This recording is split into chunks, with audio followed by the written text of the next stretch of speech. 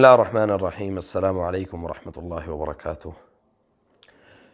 اللہ تعالیٰ نے قرآن کریم میں ارشاد فرمایا ہے کہ رب اوزعنی ان اشکر نعمتک التی انعمت علی وعلی والدی وان اعمل صالحا ترضاہ واصلح لی فی ذریتی انی تبت الیک وانی من المسلمین۔ اور نبی صلی اللہ علیہ وسلم نے فرمایا کہ اذا مات الانسان انقطع عنہ عملہ الا من ثلاثة اشیاء من صدقۃ جاریہ او علم ينتفع به او ولد صالح يدعو له۔ صحیح مسلم میں اس حدیث کو روایت کیا گیا ہے، اور یہ جو ایک آیت اور ایک حدیث میں نے آپ کے سامنے رکھی ہے، یہ اولاد کی اصلاح کے آداب کے متعلق ہے کہ اولاد کو صالح بنانے کے لیے ضروری ہے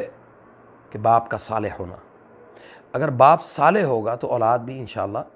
اس کی دلیل وَكَانَ أَبُوهُمَا صَالِحًا، ان کے جو باپ تھے وہ صالح تھے، یعنی ان کے باپ اگر صالح ہوں گے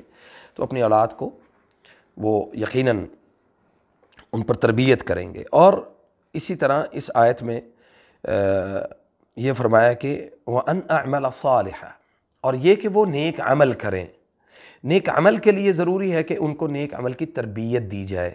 نیک عمل سے مراد عقیدہ توحید ان کو سکھایا جائے، اور اسی طرح ایک مسلمان کو اس بات پر حریص ہونا چاہیے، اس کو اس بات پر لالچ ہونی چاہیے کہ میں اپنی اولاد کو رزق حلال کے ساتھ ساتھ اس کی تربیت کے اوپر بھی میں غور و فکر کروں۔ ساری زندگی جو ہے نا وہ لوگ یہ کہتے ہیں کہ جی میں نے آج تک اولاد کو حرام کا لقمہ نہیں کھلایا، لیکن اولاد میری نہیں بنی۔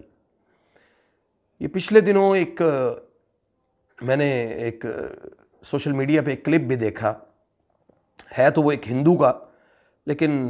سبحان اللہ فَاعْتَبِرُوا يَا أُولِي الْأَبْصَارِ کے مصداق ایک سنگر ہے، رائٹر ہے، ادب کا ہے، اردو ادب کا رائٹر۔ وہ مختلف اس نے موویز کے لیے گانے لکھے، اور مختلف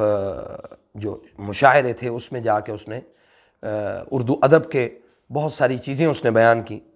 تو یہاں پہ ایک چیز میں آپ کو بتا دوں کہ اس نے جب یہ سارے معاملات کیے ہیں تو آپ یقین کریں کہ سبحان اللہ العظیم، اللہ تعالیٰ نے ایک عبرت کا جو معاملہ تھا وہ بھی ہمارے سامنے رکھا کہ وہ کہتا ہے کہ میں نے ساری زندگی، میں نے 10 سال مختلف درباروں پر، مختلف مزاروں پر، مختلف مندروں میں جا کے اولاد کے حصول کے لیے میں کوشش کرتا رہا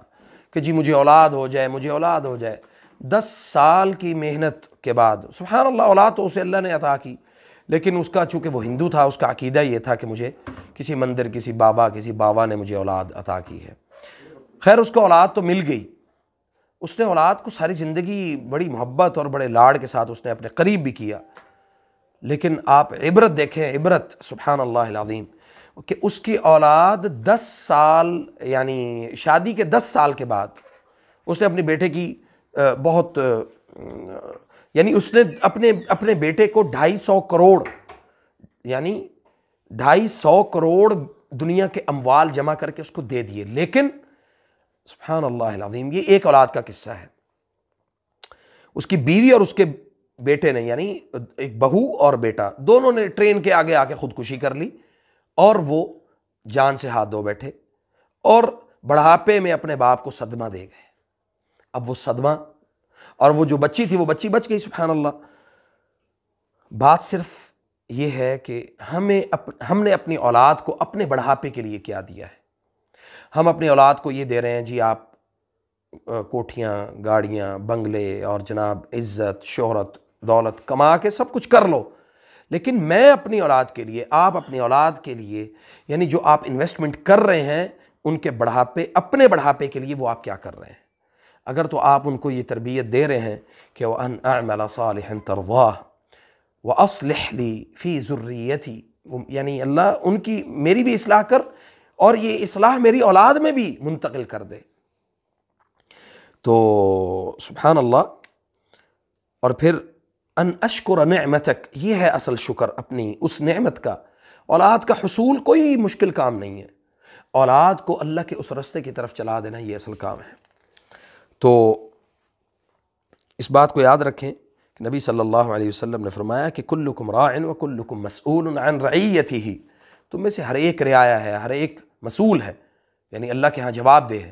جب میں اللہ کے ہاں جواب دہ ہوں اپنی اولاد کا، آپ اپنی اولاد کا اللہ کے ہاں جواب دیں۔ ایسے بڑے بڑی عمروں کے بزرگ آئے، انہوں نے کہا جی میں پتر ایس عمر آ کے میں کہنا نہیں سی چاہیے منو، لیکن میری اولاد نے مجھے گھر سے نکال دیا ہے، میری اولاد مجھ سے خفا ہے، مجھے ڈر ہے کہ میری اولاد مجھے مار نہ دے۔ انا للہ و انا الیہ راجعون۔ تو یاد رکھیں اس تربیت کے حصے میں ایک چیز جو آتی ہے وہ یہ ہے کہ وَأْمُرْ أَهْلَكَ بِالصَّلَاةِ وَاصْطَبِرْ عَلَيْهَا، یعنی اپنی اولاد کو، اپنے اہل کو، اپنے عیال کو اس بات کا حکم دو کہ وہ نماز پڑھیں، اور اس بات کے حکم دینے کے بعد صبر کریں، اس پر صبر کریں۔ صبر کیا کرنا ہے کہ آپ نے مسلسل کہتے رہنا ہے، ان کو کہتے رہیں کہ بیٹا نماز کے لیے، بیٹا قرآن کی تلاوت کے لیے، اپنے عقیدے کو ٹھیک کرنے کے لیے۔ اور اسماعیل علیہ السلام بھی اپنی فیملی کو، اپنے خاندان کے لیے کیا کیا کرتے تھے؟ وَكَانَ يَأْمُرُ أَهْلَهُ بِالصَّلَاةِ، وہ اپنی فیملی کو نماز کا حکم دیا کرتے، وَالزَّكَاةِ، اور زکوٰۃ کا حکم دیتے، وَكَانَ عِنْدَ رَبِّهِ مَرْضِيًّا۔ اور اسی طرح اپنی اولاد کو احترام، یعنی جو ان سے بڑے ہیں ان کا احترام، ان کا جو توقیر، عزت اور اخلاص والی جو عزت ہے وہ ان کے دلوں میں ڈالیں، وہ ان کے دلوں میں ڈالنے کی کوشش کریں، نہ کہ ہم اپنی اولاد کے دلوں میں یہ بات ڈال دیں کہ پتر تو فلانوں ملنا ہے تو فلانوں نہیں ملنا، فلاں کے ساتھ تو نے جانا ہے، فلاں کے ساتھ نہیں جانا، فلاں کو تو نے سلام کرنا ہے اور فلاں کو سلام نہیں کرنا، بلکہ آپ اپنی اولاد کے دل میں یہ چیز ضرور ڈالیں۔ یہ علم نافع ہے، جیسے میں نے حدیث بیان کی نا کہ او علم ينتفع به، ایسا علم جو آپ اپنی اولاد، یعنی ایسا علم جو آپ نے سکھا دیا کسی کو جس سے نفع ہوتا ہے۔ تو نفع اللہ تعالیٰ نے ان علوم اور ان چیزوں کی بنیاد پہ دیا ہے۔ تو اس بات کا بہت زیادہ ہمیں خیال ہونا چاہیے کہ ہم اپنی اولاد کے اللہ کے ہاں مسئول ہیں، اور اپنی اولاد کے دوستوں کے متعلق ضرور چھان بین کریں کہ ان کے دوست کیسے ہیں، اور اسی طرح ان کے ساتھی کیسے ہیں، اور ان کے ساتھ جو اٹھنے بیٹھنے والے ہیں وہ علم والے ہیں یا بغیر علم کے ہیں، اور اسی طرح ان کی عمر سے چھوٹے دوست تو نہیں ہیں ان کے، اور ان کی عمر سے کوئی بڑے دوستوں کے ساتھ تو میری اولاد کی کوئی دوستی یاری نہیں ہے۔ اور اس بات کا ہمیں ادراک ہونا چاہیے کہ ہم جس دور سے، پرفتن دور سے گزر رہے ہیں، ہم اپنی اولاد کی تکلیفوں کو جو ہے وہ ان پر صبر ہمارے لیے بڑا مشکل ہے۔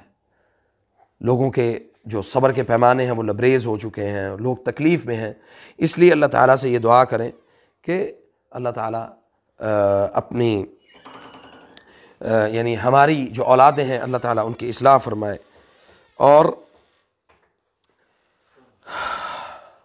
اسی طرح اس میں آخر میں جو ہے وہ ایک حدیث ہے کہ جو والد ہے وہ سب سے بڑا، یعنی صرف وہ اپنی اولاد کے لیے مسئول نہیں ہے، بلکہ اپنی اولاد کی اولاد کا بھی مسئول ہے، اپنی اولاد کی اولاد کا بھی مسئول ہے جب تک وہ زندہ ہے۔ ہوتا یہ ہے کہ جب ان کی اولاد ہو جائے، مثال کے طور پہ اولاد کی اولاد ہو جائے، تو پھر جو اولاد ہے، جو ان کی بالکل فرسٹ پہلی اولاد، وہ اپنی اولاد کے متعلق اپنے باپ کو انٹرفیئر ہی نہیں کرنے دیتے،